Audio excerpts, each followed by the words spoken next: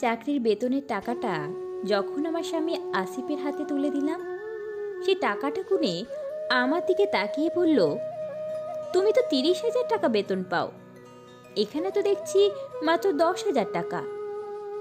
আমি বললাম, 10,000 তোমাকে দিলাম, 10,000 নিজের কাছে রাখলাম, আর বাকি 10,000 আমার বাবা মায়ের জন্য। আসিফ অবাক হয়ে বলল, তোমার বাবা মায়ের জন্য মানে? মেয়েকে বিয়ে দিয়েছে মানে মেয়ের উপর তাদের দায়িত্ব শেষ, আর স্বামীর বাড়ি পা রেখেছ মানে তোমারও তাদের উপর দায়িত্ব শেষ। আলাদা করে ওনাদের প্রতি মাসে তোমায় টাকা দিতে হবে না, দাও বাকি টাকাটা দাও। আমি বাবা মায়ের জন্য যে টাকাটা আলাদা করে রেখেছিলাম সে টাকাটাও আসিফের হাতে তুলে দিলাম। আসিফ টাকাটা গুনে বলল, তোমার নিজের জন্য টাকা রাখতে হবে কেন? তোমার যা লাগে সবই তো আমিই দিই। আসিফের কথার ধরন দেখে বুঝতে পেরেছিলাম কি বোঝাতে চেয়েছে। আমি আমার জন্য রাখা টাকাটাও চুপচাপ তার হাতে তুলে দিলাম। শাশুড়িও কিছুটা তার ছেলে আসিফের মতোই। একদিন মার্কেট থেকে একই রঙের 2টা শাড়ি এনে শাশুড়িকে দেওয়ার পর শাশুড়ি বলল, বৌমা, একই রঙে 2টা শাড়ি এনেছো কেন? 2টা 2 রকম আনতে। আমি বলেছিলাম, একটা আপনার জন্য, একটা আমার মায়ের জন্য। সেদিন শাশুড়ি বিরক্ত হয়ে বলেছিল, তোমার আল্লাহর থেকে বাঁচি না, মেয়ে মানুষের বিয়ের পর স্বামীর বাড়ি সব, এত বাপের বাড়ির কথা চিন্তা করলে হবে? মাথা নিচু করে বলেছিলাম, ঠিক আছে, আর বাপের বাড়ির কথা চিন্তা করব না।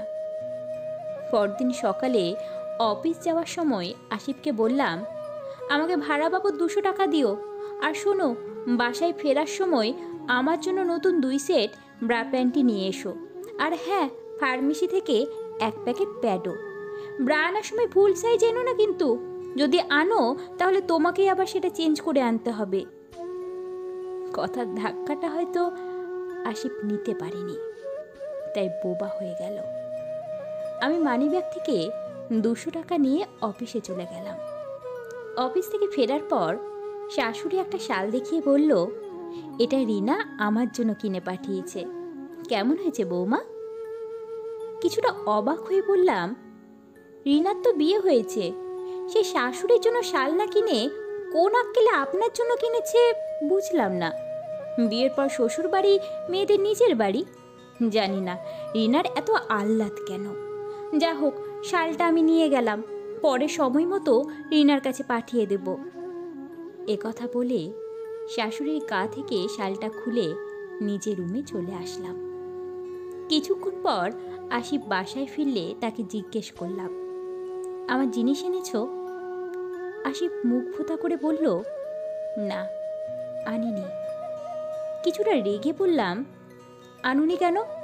আমার পেট ব্যথা শুরু হয়েছে, একটু পর যখন পিরিয়ড শুরু হবে তখন বিদেশ থেকে আনা ওই দামি কম্বলে রক্তের দাগ লেগে গেলে সেটা কি ভালো লাগবে? আমার কথা শুনে আসিফ তাড়াতাড়ি রুম থেকে বের হয়ে গেল। কিছুক্ষণ পর 1 প্যাকেট প্যাড এনে আমার হাতে দেওয়ার পর আমি বললাম, বাকি জিনিস কোথায়?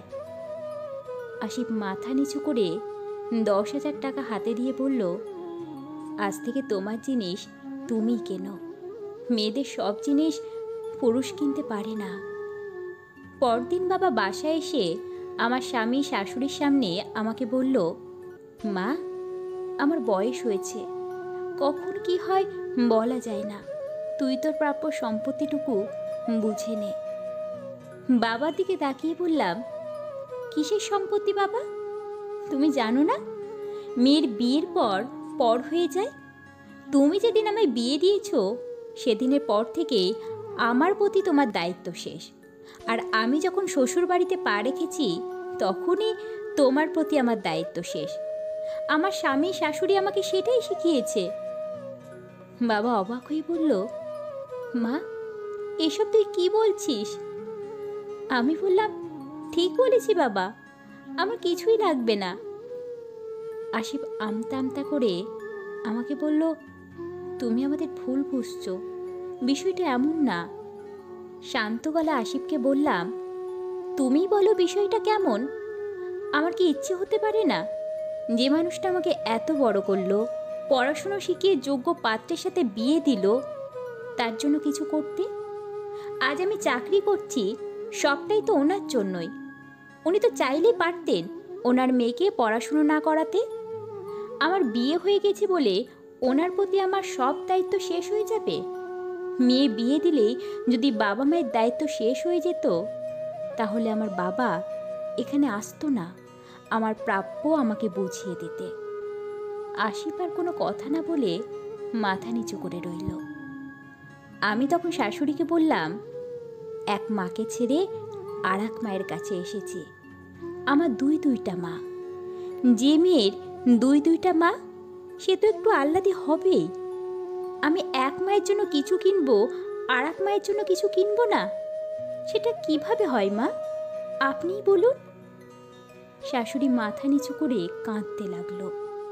আসিফ আমার হাত ধরে বলল, তুমি তোমার সম্পত্তি নাও কিংবা না নাও, এতে আমার বিন্দু পরিমাণ আপত্তি নেই, কিন্তু তুমি আমাকে কখনো ছেড়ে যেও না। আমি চাই তোমার সাথে থেকে হলেও আমার নিচু মন মানসিকতার পরিবর্তন হোক।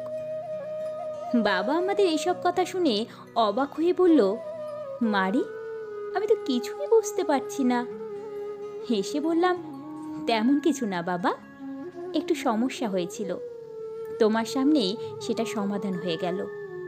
শাশুড়ির কাছে গিয়ে তাকে জড়িয়ে ধরে বললাম, আহারে সোনা, শালটা নিয়ে গেছি বলে কান্না করতে হবে না।